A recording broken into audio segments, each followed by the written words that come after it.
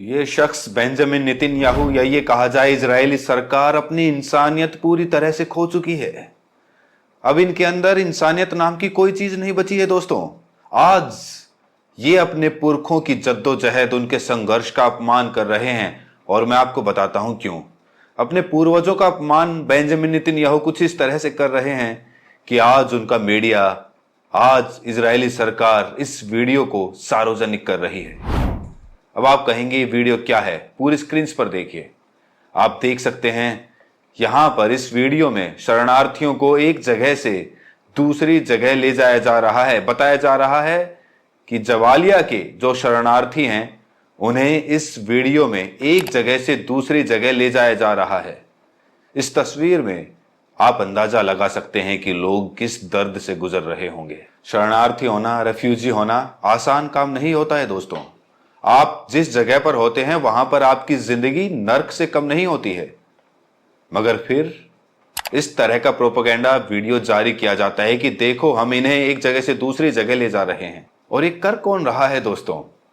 ये इजरायली सरकार कर रही है। जी हां, वो इजरायल सरकार जिनके पूर्वजों को इसी तरह से हिटलर ने विश्व युद्ध 2 के दौरान टॉर्चर किया था। उस हिटलर ने कसम खा ली थी कि तमाम यहूदियों को मैं निस्ते नाबूद कर दूंगा और उनके ऊपर बेरहमी से टॉर्चर किया गया था। कंसंट्रेशन कैंप्स बनाए गए थे। आज मैं सवाल पूछना चाहता हूं, जवालिया के शरणार्थियों को जिस तरह से एक जगह से दूसरी जगह ले जाया जा रहा है, ये कंसंट्रेशन कैंप वाला मंजर नहीं तो फिर क्या है? और आप जानते हैं इससे भी ज्यादा शॉकिंग बात क्या है? इन लोगों के लिए संयुक्त राष्ट्र की एक एजेंसी है जिसका नाम है UNRWA। UNRWA का मकसद यह है कि जो फिलिस्तीनी शरणार्थी हैं उनकी मदद करना। इजरायली संसद 2 बिल पारित करने जा रही है। क्या आप जानते हैं उस बिल का क्या मकसद है? उस बिल का मकसद है कि UNRWA को गजा से हटा दिया जाए। एक अरसे से लगातार वहां तक राहत सामान पहुंचाना नामुमकिन होता जा रहा है और संयुक्त राष्ट्र, जो ना फलस्तीन की है ना इजराइल की है, वो एक इंटरनेशनल एजेंसी है। अब इजरायली संसद 2 बिल्स लेकर आने वाली है जिसका मकसद है UNRWA को भी हटा दिया जाए।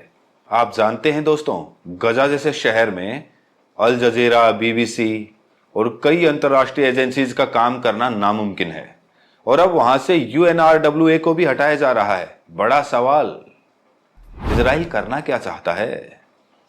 क्या इजराइल कंसंट्रेशन कैंप्स बनाना चाहता है बिल्कुल उसी तर्ज में जिस तरह से हिटलर ने यहूदियों के लिए बनाए थे और वहां पर उनका खात्मा कर देना चाहता है? क्या ये सच है? मैं आपको एक और तस्वीर दिखाना चाहता हूं दोस्तों। ये वीडियो नहीं, ये तस्वीर है। ये जमीन से ली गई तस्वीर है उस कारवे की, जब जवालिया से शरणार्थियों को एक जगह से दूसरी जगह ले जाया जा रहा था। आप जानते हैं इस वीडियो के बारे में सबसे शॉकिंग क्या है? इजरायली पत्रकारों का रवैया। वो इससे बहुत ही गौरवान्वित लम्हे के तौर पर देख रहे हैं।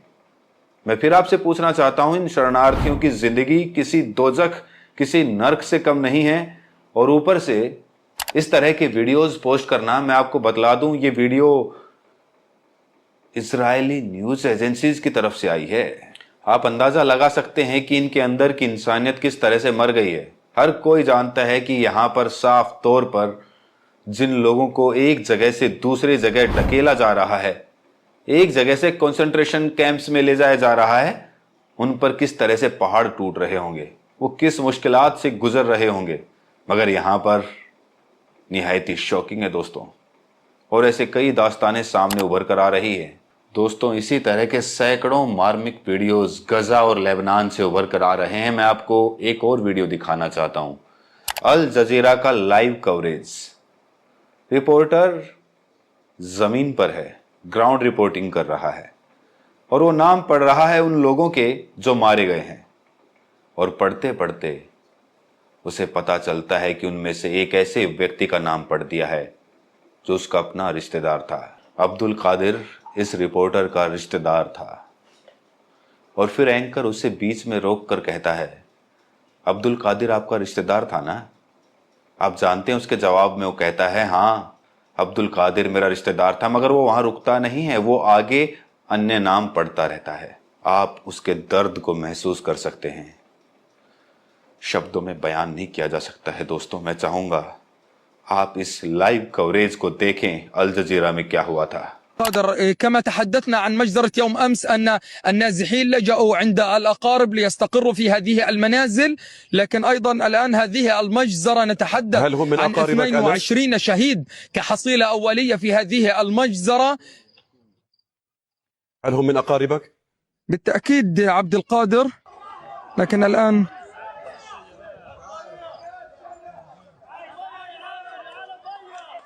بالتأكيد عبد القادر هم أقاربي.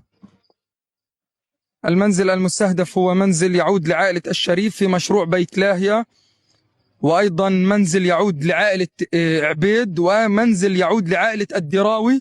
क्या कहेंगे आप? ये हाल है फिलिस्तीनियों का, चाहे शरणार्थियों के रूप में चाहे पत्रकारों के रूप में। और इससे पहले ऐसी ढेरों मिसालें आई हैं जहां फिलिस्तीनी पत्रकारों को इजरायली सेना ने मौत के घाट उतार दिया है। ड्रोन हमले के जरिए या जमीन पर उनकी जो सेना है वो काम कर रही है, वो निर्ममता से उन्हें मार रही है।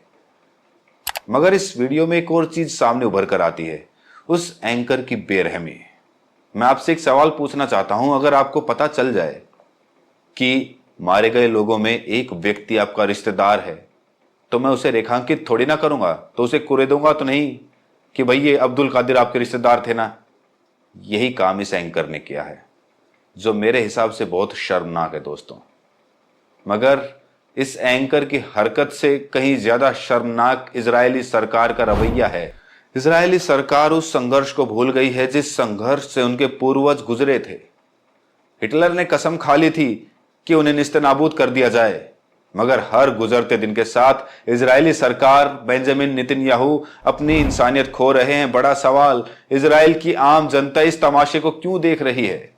क्या वो भूल गए कि उनके पूर्वज उनके साथ क्या हुआ था? वही काम तुम फिलिस्तीनियों के साथ कर रहे हो। जवालिया की तस्वीर इस बात की गवाह है, और ऐसी कई तस्वीरें हैं जो मैं आपको दिखाना चाहता हूं दोस्तों। मैं चाहूंगा आप इस व्यक्ति को देखें। ये व्यक्ति एक किसान है दोस्तों। आप जानते हैं इसका क्या काम था? ये किसान अपने खेतों से तमाम जो रेफ्यूजीज हैं, शरणार्थी हैं, उन्हें खाना पहुंचाता था। इसका इंटरव्यू एक फिलिस्तीनी पत्रकार ने किया। उस इंटरव्यू के कुछ देर बाद इजरायलियों ने उसे मौत के घाट उतार दिया, उसे खत्म कर दिया। वो जब भी शरणार्थियों तक खाना पहुंचाता था, सब्जियां पहुंचाता था, तो उसके दिल में एक अजीब व गरीब सुकून था। वो कहता था, इनके संघर्ष के सामने मैं क्या हूं? आज उन्होंने ऐसे एक मैसेंजर, एक व्यक्ति जो उन शरणार्थियों के लिए किसी मसीहा से कम नहीं था, उसे खत्म कर दिया।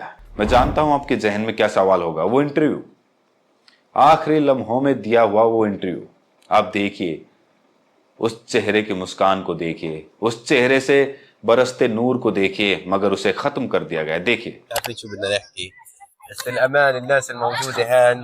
ناس جبارة وعظيمة للأمانة، بدون مبالغة وبدون مجاملة، ناس جبارة للأمانة. بالرغم من كل هالدمار والخراب مصرين على البقاء والزراعة.